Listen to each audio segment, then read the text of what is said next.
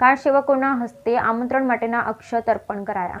જામનગરમાં રામ જન્મભૂમિ તીર્થ ક્ષેત્ર સમિતિ દ્વારા કાર સેવકોના હસ્તે આમંત્રણ માટે અક્ષત કળશ અર્પણ કરાયા। જામનગર મહાનગરના વિવિધ વિસ્તારોના અગ્રણી કાર્યકરોને કાર સેવકો દ્વારા અયોધ્યાથી આવેલ ખાસ અક્ષત કળશ, ભગવાન શ્રી રામનો ફોટો અને આમંત્રણ પત્રિકા અપાયા।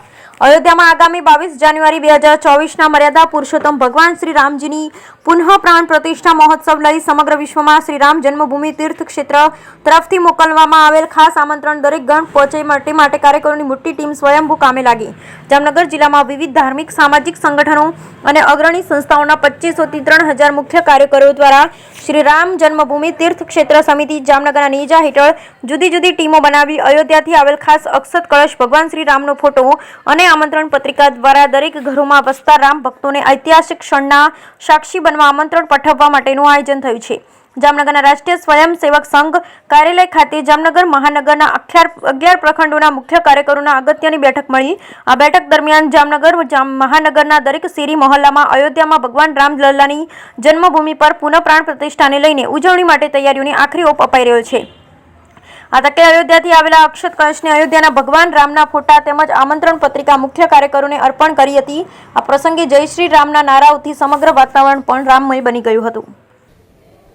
જય શ્રી રામ જન્મભૂમિ તીર્થ ક્ષેત્રના કાર્યકર ભરતભાઈ ડાંગરિયા।